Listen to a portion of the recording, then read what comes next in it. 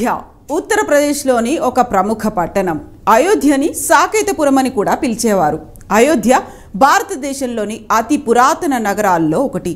విష్ణువు శ్రీరాముడిగా అవతరించిన ప్రదేశం అయోధ్య అని చరిత్ర చెబుతోంది. రామాయణ మహాకావ్య ఆవిష్కరణకు మూలం మన అయోధ్య. ఉత్తరప్రదేశ్లోని ఫైజాబాద్ జిల్లాలోని ఫైజాబాద్ని ఆనుకుని ఉన్న పట్టణం అయోధ్య సముద్ర మట్టానికి 305 అడుగుల ఎత్తులో ఉంది. మరో విశేషం ఏంటంటే కోసల రాజ్యానికి రాజధానిగా అయోధ్య ఉంటూ వచ్చింది. అయోధ్య శ్రీరాముని చరిత్రలో చాలా ప్రాముఖ్యమున్న నగరం. ఎందుకంటే సాక్షాత్తు శ్రీరాముడు ఈ నగరంలోనే జన్మించినట్లు చరిత్ర చెబుతోంది.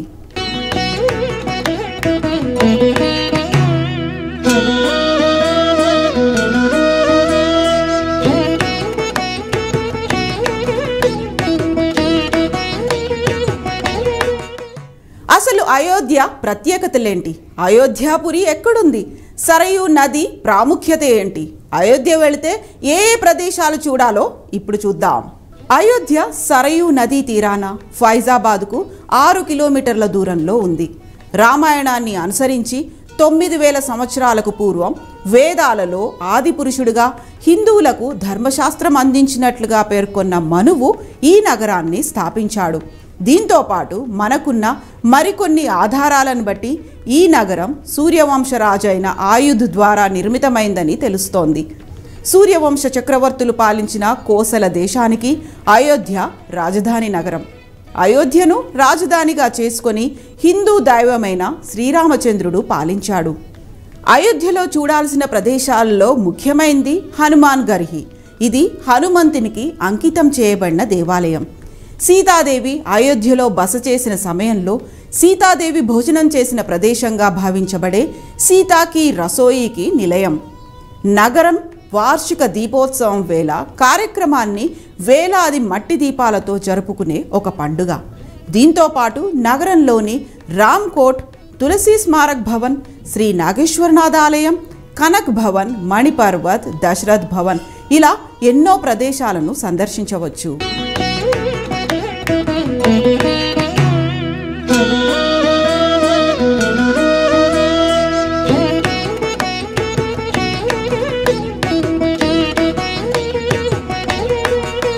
అసలు అయోధ్య వివాదానికి కారణమేంటి? నిజంగానే శ్రీరాముడు అక్కడే జన్మించాడా? మరి ముస్లింలు ఎందుకు అక్కడ మసీదు కట్టారు? ఇలా ఎన్నో ప్రశ్నలకు సమాధానమేంటో తెలుసుకుందాం. అయోధ్య ఒక తేమతో కూడిన ఉప ఉష్ణ మండలీయ వాతావరణాన్ని కలిగి ఉంటుంది. అసలు అయోధ్య వివాదానికి కారణం మొఘల్ వంశానికి ఆద్యుడైన బాబర్ ఇదే స్థలంలో బాబ్రీ మసీదును నిర్మించాడు. దీన్ని ఆయన అంతకు ముందే ఉన్న రామాలయాన్ని కూల్చివేసి కట్టారని కొందరి వాదన. 2005 జూలై 5న 5 ముస్లిం తీవ్రవాదులు అయోధ్యలో ఉన్న తాత్కాలిక రామలీలా ఆలయ ప్రవేశం వద్ద దాడి చేశారు. తర్వాత మొత్తం 5 తీవ్రవాదుల్ని భద్రతా దళాలు తుపాకీతో కాల్చి చంపాయి. బాంబు పేలుళ్లో ఒక పౌరుడు కూడా చనిపోయాడు. 2019 నవంబర్ 9న అయోధ్య తుది తీర్పును వెల్లడిస్తూ కేంద్ర ప్రభుత్వానికి సుప్రీం ఆదేశాలు జారీ చేసింది. వివాదాస్పద స్థలం హిందువులకు అప్పగించాలని కోర్టు తీర్పు వెలువరించింది. 2.77 ఎకరాల వివాదాస్పద స్థలం అయోధ్య ట్రస్టుకు అప్పగించాలని, ప్రత్యామ్నాయంగా 5 ఎకరాల భూమిని సున్నీ బోర్డుకి ఇవ్వాలని ఆదేశాలిచ్చింది. స్థలం స్వాధీనం చేసుకునేందుకు 3 నెలల్లో ట్రస్ట్ ఏర్పాటు చేసి ఆ భూమిని ట్రస్టుకు అప్పగించాలని, ఆలయ నిర్మాణం, నిర్వహణ పనులను ట్రస్ట్ చేపట్టాలని ఆ తీర్పులో వెల్లడించింది.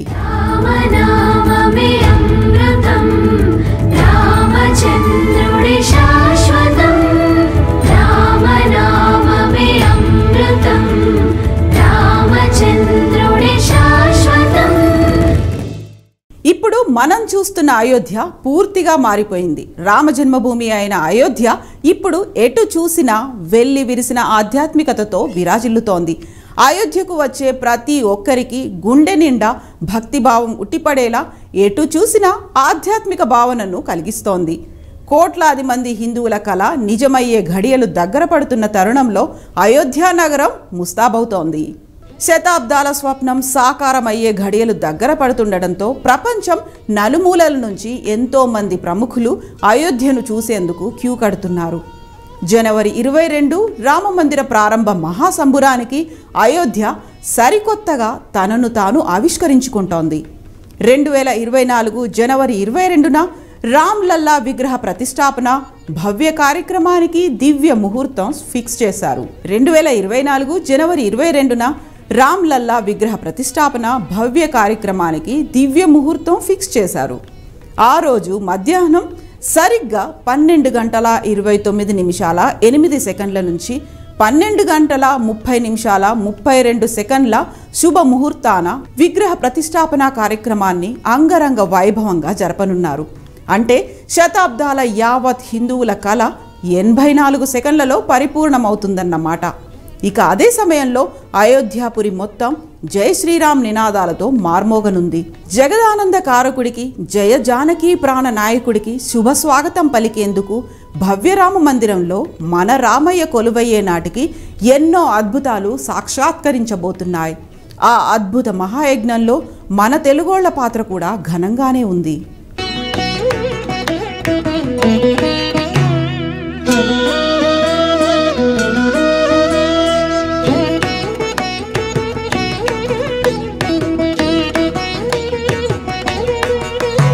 రామమందిరం లక్షలాది మంది భక్తులకు పవిత్రమైన ఆరాధనా స్థలం మాత్రమే కాదు, ఆలయ నిర్మాణ ఇంజనీరింగ్లో అదొక అద్భుతమైన సాహసం.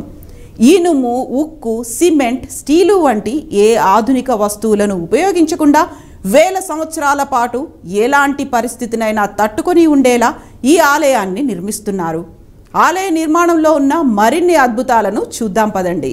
విశ్వ ఆధ్యాత్మిక నగరిగా విరాజిల్లుతున్న అయోధ్యలో ఎక్కడ చూసినా ఆధ్యాత్మిక పరిమళాలతో విరాజిల్లబోతోంది.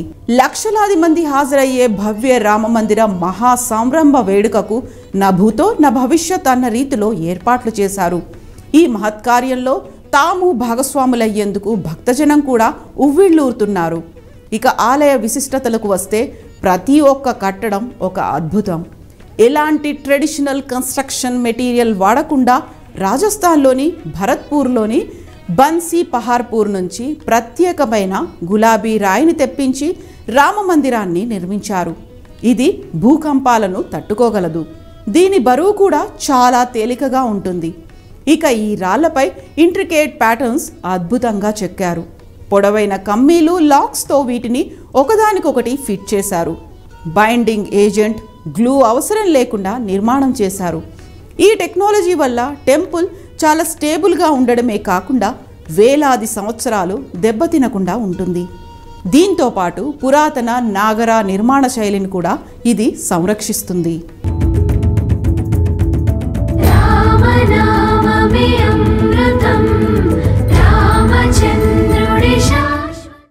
జనవరి 22న అయోధ్యలోని రామాలయంలో శ్రీరామ విగ్రహ ప్రతిష్ఠ జరగనున్న నేపథ్యంలో దేశ విదేశాల నుంచి ఎన్నో కానుకలు వస్తున్నాయి.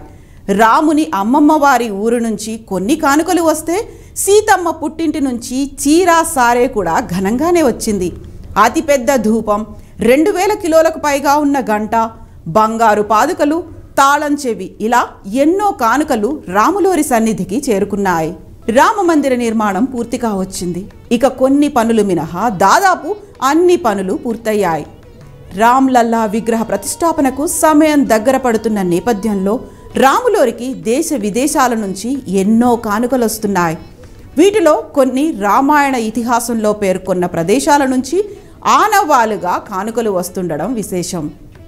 108 అడుగుల పొడవైన ధూపం స్టిక్, 2100 కిలోల బరువున్న గంట, 1100 కిలోల బరువున్న భారీ దీపం, బంగారు పాదుకలు, 100 అడుగుల పొడవున్న తాళం చెవి, 8 దేశాల సమయాన్ని ఏకకాలంలో ఒకేసారి చూపించగలిగే గడియారం తదితర ప్రత్యేక అద్భుత బహుమతుల్లో కొన్ని శ్రీరామ విగ్రహ ప్రతిష్టకు ముందే చేరుకున్నాయి. సీత జన్మభూమిగా పేరొందిన నేపాల్లోని జనక్పూర్ నుంచి 3000కు పైగా కానుకలు అయోధ్యకు చేరాయి.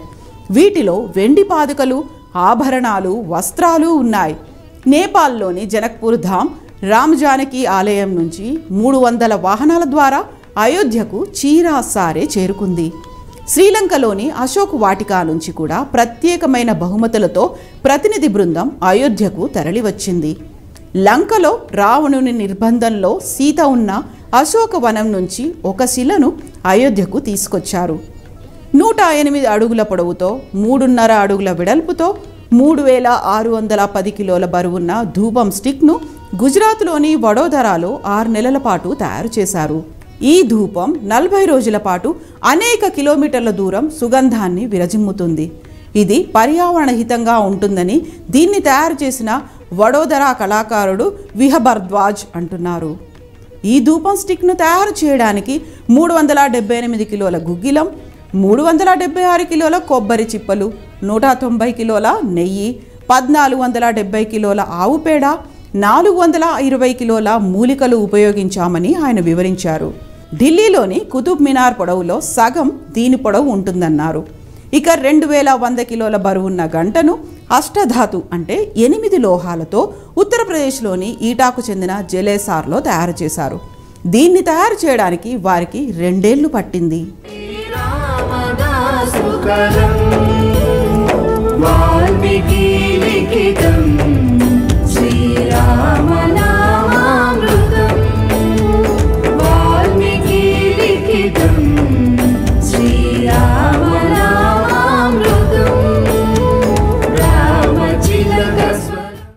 జగదభిరాముడి జన్మస్థానమైన అయోధ్యాపురి సర్వాంగ సుందరంగా ముస్తాబవుతోంది. రామమందిరం ప్రారంభం, విగ్రహ ప్రాణప్రతిష్ఠకు సమయం దగ్గర పడుతుండటంతో నిర్మాణ సుందరీకరణ పనులు కూడా శరవేగంగా జరుగుతున్నాయి. ఆలయ నిర్మాణంలో వివిధ రాష్ట్రాల కళాకారులు, కార్మికులు పాలుపంచుకుంటున్నారు. అయోధ్య రామమందిరం ప్రపంచంలోనే 3వ అతిపెద్ద హిందూ దేవాలయంగా రూపుదిద్దుకుంది. మన జీవితంలో ఒక్కసారైనా అలా అయోధ్యాపురిలో విహరిస్తూ ఎంతో నైపుణ్యంతో నిర్మించిన కట్టడాలను, అయోధ్య పరిసర ప్రాంతాల్లో కొలువైన అద్భుతాలను తప్పకుండా చూడాల్సిందే. హలో